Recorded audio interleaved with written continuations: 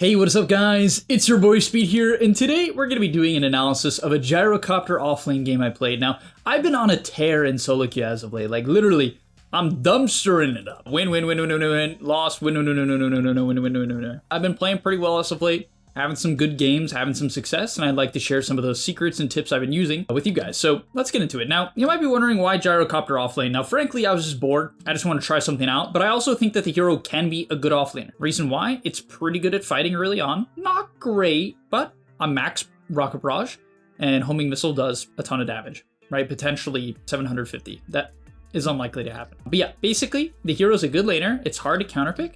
And so I felt pretty good about picking it. I picked it second phase. Now we had Chen and Lion, which makes the Gyro pick a little sus because we have no front line. I'll show you guys what I do to kind of get around that and how I itemize to enable our team. We last picked Shadow Fiend. We have no stun, right? We have no initiator. We have Lion, I guess, but you know, he's gonna kill himself if he tries to do that, right? He'll just instantly die. And they have Abaddon, so it feels even worse. Immediately, when you're playing Gyrocopter, you wanna click flak and harass the enemy. The key to this hero, in any role, support, core, is to click flak, and this will enable your support to contest the pulls and also just do a lot of damage. So I click flak and then I aggro, and the reason I aggro is it will make it much harder for the Lina to throw the auto attack at the right time. Now, this requires a lot of skill to see if she's throwing it early or not, but I know when she throws it here that it's early, right? And so I have the small window to hit it, we get the CS, and at this point, I kind of step up, good stun from the Lina. Ends up not mattering too much, as I think I get the range too, so I get a little bit lucky on that. Sometimes you give up the range with the strategy. Lion can impale it, which is fine, but whatever. Good first wave, we got 4 CS, we're feeling good. From there, we're chilling back. This is where I hope the Lion can contest the pull. Optimally, he would look to open up this camp eventually as well, but immediately I'm looking to use flak again. It's such a low cooldown where if you use it early in the wave, you can basically get it up again, so we click our flak, and this could get the range creep denied, as she actually gets a melee creep tonight, but we get the range, and now I pull the wave back. So yes, I do lose the range creep, and that is the downside of the strategy. If your support isn't looking at it, you'll have a bit of a problem. Lion could nuke it, you know, but you do want to communicate it, which I didn't really do this game, so that was probably a bit of a mistake. From there, gonna look to pull aggro, because Lina, I mean, this matchup's not easy, right? The Lina, she takes a lot of damage from flak, and that's the good thing about this matchup, but she hits me, she has way higher range, and so I'm looking to pull aggro and once again kind of give up the range as she gets another deny. And it feels kind of bad, but at least it puts some pressure on her, and she went a crazy skill build. She took both the nukes, but it puts pressure, right? Because it's doing damage to her, and then also she's not seeing that the range is dying, right? I pull aggro and then I deny the range while I'm hitting the flak, and the flak kind of makes her focus on her own deny, right? Because her range creep's getting low, so she's like, okay, I gotta deny that. Right, that's what she's focused on. Now, I tried to keep the lane back here, but yeah, so I was able to keep the lane back here. That was good.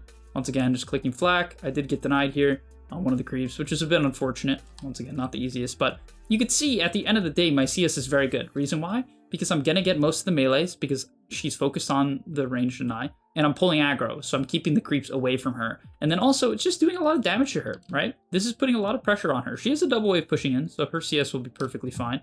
At the end of this, but we feel good. And then yeah, we can look to fight. So I think I made a good read here that this Abaddon, I read that he would step up on Lion. And the reason why is I always try to get in the head of my opponent. I try to think, what are they thinking? Now Abaddon trades very well 1v1, right? And so I'm like, okay, he's gonna chat up.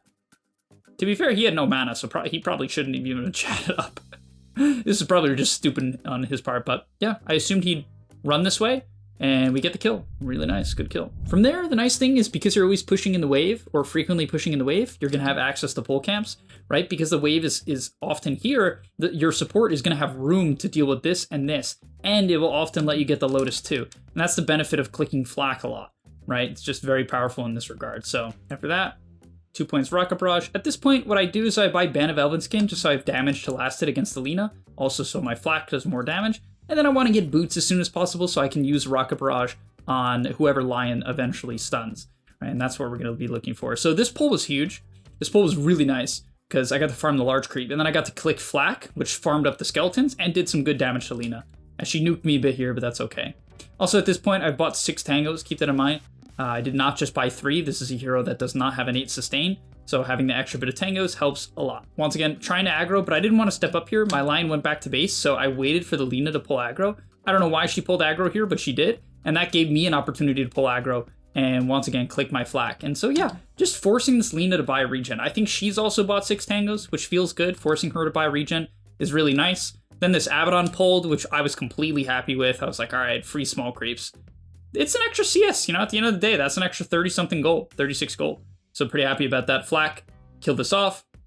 Once again, access to the large camp as Lina stepped up here. So easy, that's why we buy the boots. We buy the boots so that I can connect to my Lion Stun and use my Rocket Barrage. I think there is a world where you could argue for taking the pointed flak, but I don't know, Rocket Barrage is such a strong spell, so I personally prefer taking it. Because you can use it to farm too, which is something I'll occasionally do. And yeah, eventually if the Lina overextends at any point, if the Lion gets an angle, which he got here, he was able to get behind her. At any point, if the Lina steps up, we drop the rocket, of course we drop the missile, and we run her down and we get the kill. And then this next clip, this is really funny. So, I mean, this hero just kills people. If someone's isolated, Gyro just cooks. And so something you want to look to do after you push in the wave is kill on the pole camp. So I have this really good ward. And so I'm watching the Abaddon because he's a melee hero, right? There's a chance he'll just walk into me if he's not careful. And he was super not careful here, right? And so I find him alone and look at this damage.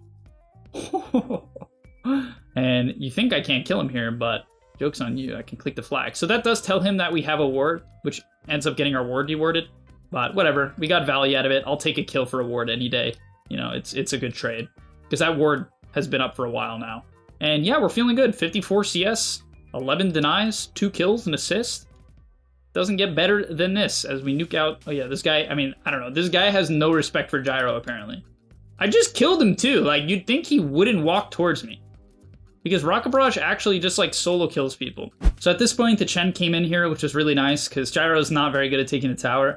You'll kind of just like farm your area and take it if things go well. Yeah, we were able to take the tower here with Chen. And at this point, what I want to do is kind of look to push in the wave and then potentially connect with my team. And so I move forward here. Instead of farming backwards, I farm forwards. I'm going to click Rocket Barrage to farm up these camps, which I bought a Falcon Blade, so I have the opportunity to do. And then I saw them diving my Luna, and I decided to TP in here. You know, it was a bit of a risky fight, but the thing is, in these situations, when they clump up like this hero can be so strong. Unfortunately, the ulti didn't hit too many heroes, but we click our flag, and I have a Mask of Madness, and you do so much damage. Look at these right clicks. Boo! Because the mask gives you 20 damage, and that works on the flag. I don't know, this item just seems so good on Gyro to me. Because you have a good amount of armor, too. Right, so, oh, so much damage. And I chased down the Abaddon too. So this TP super ends up working out. Able to counter initiate there, get the job done. And we're cooking it up. At this point, my Luna TP'd bottom, so I'm like, okay, Luna TP'd bottom. I'll let her farm that up. Gonna click flak on these camps. And yeah, I'm just looking to enable my team here, enable my carry. All right, stay away from her, let her farm that up. That's my SF takes her farm. But we're gonna farm up some neutrals here. I wanted to defend top. You know, this is where the hero can feel a little weird. I am tanky, right? I have on strength treads 1500 HP and Spark of Courage armor if I get low.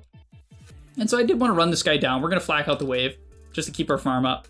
Run him down a little bit, get him low. It's good shit, right? You're very good at fighting heroes if they're not on the creep wave. So we push in the wave, farm this up. You can drag these camps together like this, which is pretty cool.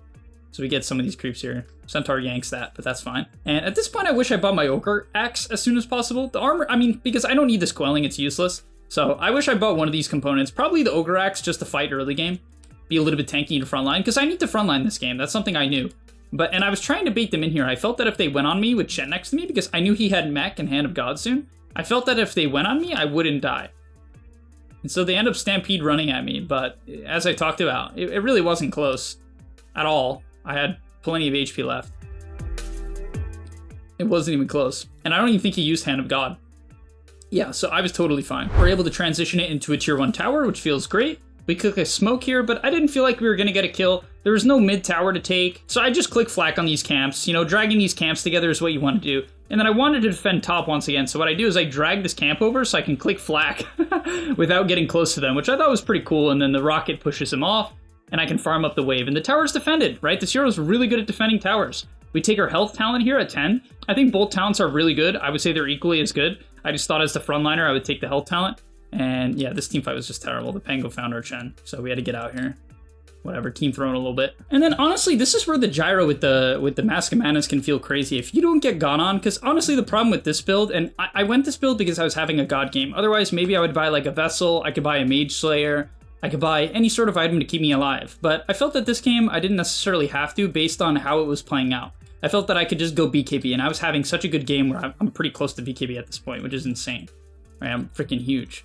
But okay, my SF gets rolled on, and this is where, once again, as I'm saying, you just cook out damage. 7 flak hits, I just hit the nearest target, and you'll notice the Pango's gonna take a ton of damage. Like, I'll just zoom it out so you can see it.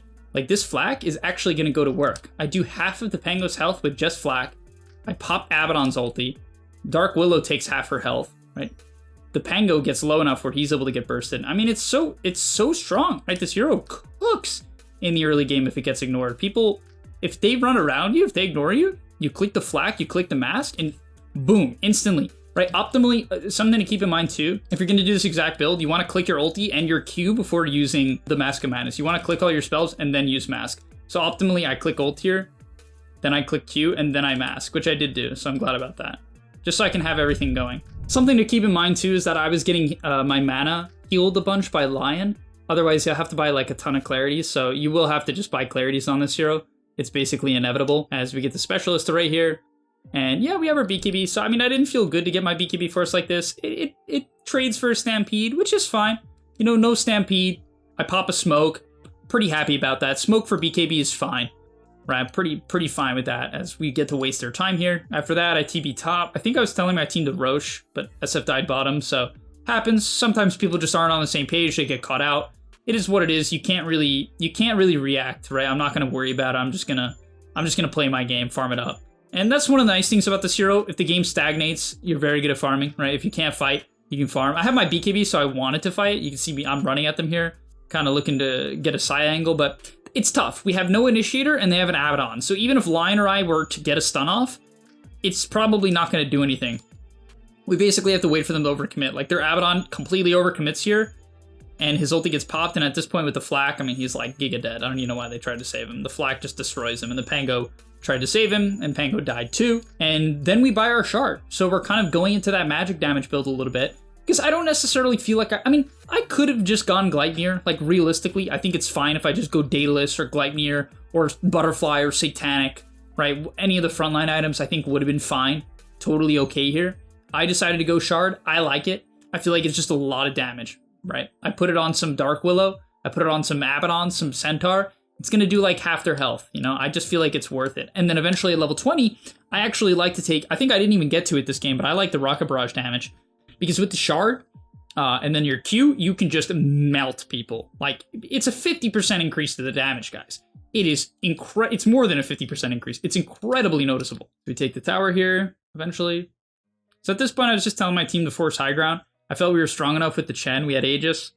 We have Chen. I mean, it's not that easy of a fight. We're actually only 5k ahead. This is, like, slightly risky. But walk up the hill. I'm just going to put down a missile, which is going to immediately start shooting out these barrages. And look at the damage I'm doing to Willow. Like, it's just this spread damage that this hero does. So much damage. I mean, the Abaddon's half health, Willow's half health. Lina actually just dies here, partially due to the flak. She messed up. She messed up pretty bad. So they get the Aegis, but that's fine. I popped my BKB really preemptive here. This is trash. I should have just kited out and saved my BKB. This game honestly made me feel like I didn't even need BKB. But I feel like I mean, it saved me that one gank. Because I got it so early, it broke that smoke. That was pretty huge, because I didn't feed away any streak or map control. So honestly, no, the BKB was just, like, that one time it saved me from the smoke, I feel like it was almost worth it. At this point, we kind of wanted to wait for next Roche, potentially. Maybe take a fight outside of the base if possible. Because we looked for the Pango here, didn't find him. They went bottom, so we went top. I think we're pretty happy trading 50-50 from this far ahead, because we're going to get to their towers faster and harder. So we wanted to go high ground here. It's a little hard. Oh yeah, they tried to fight us from behind here, and once again, same thing as usual, just pumping out damage. I mean, you can see at this point of the game, I mean, the SF aura helps too, right? 7 minus armor. So all of these heroes, like the Centaur, I mean, he has Shivas, he's pretty tanky, but like this Abaddon has just 0. Like, this guy just insta-dies. He just instantly dies to flak, or his ulti pops instantly. And it just kind of removes his usefulness from the fight. And yeah, they're getting so low, none of them could commit. Centaur instantly dies. Pango had to roll away. Pango died. Sheesh, he just died to autos. And I don't know how he didn't get the racks here. I think they bought back. They hit a nice sphere. Wow, the Chen just got poked out there. Jeez. Yeah, they bought back the Pango. That's fine. Oh, they bought back Pango and the Centaur. I didn't even realize. Okay, so that was like giga bad for them. And so I went Gleipnir here, and the reason why I went Gleipnir is we just lack control. All we have is this lion. I just feel like this AoE control with the AoE flak has a lot of synergy too. It's going to prevent them from getting away, getting out of my range, getting out of my vision. So that was kind of the angle here. Once again, I feel like I could have just not gone Shard, not gone Gleipnir. I could have just went like Satanic, Daedalus at this point, played a second carry. It was an option with how good my game is. And I just want to remind you guys, my game is good. And because my game is good, I can go like this right-click build, even as the offlaner. And, you know, there's no set rules to Dota. You can do literally anything. If the game calls for it, if it allows for it, I think you can do it, right? But in a lot of games, maybe I would buy, as I said, the Vessel, Blade Mail, Mage Slayer. Things that would let me frontline and skirmish a bit better. As we go on Lina here, she actually had no BKB, which I didn't realize. And at this point of the game, I mean, we actually almost messed up and lost the fight here.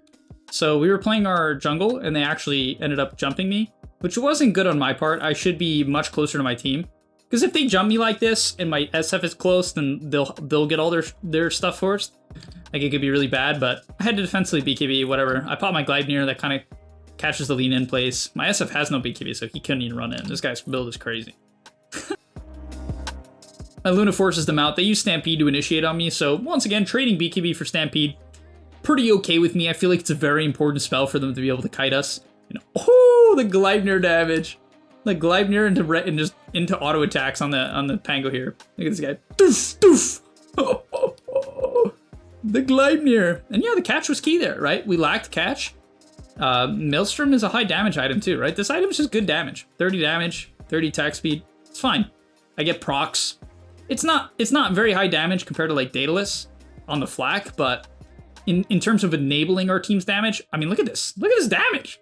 It always surprises me how much this ability, just one flak, without the talent. I mean, I have the 15 talent. The flak cannon damage is good. Yeah, but look at this. Doosh, doosh, doosh, doosh, doosh. Just half health. Walk it back to base. Walk it back to base, Lina. That's about all for today's video, guys. I dropped a lot of MMR. I dropped to 10,450, and now I've shot back up. I told someone that I would shoot up in a week to 1,700, and now I'm 1,760. So I've popped off. And a lot of it's just focus, good ideas. My team's been helping me improve. I've been focused. I've kind of figured out the meta. Not that this is the meta, but I don't know. I own this game, so maybe it is the meta. But okay, thanks so much for watching, guys. Hopefully you enjoyed. I'll see you in the next one, and I'm out. And that's all, but remember, before you leave, come on, before you tune out, subscribe to the Game Leap website, where we are going to help you get to the next rank. If you're stuck, click the link down below, and I'm out. Peace.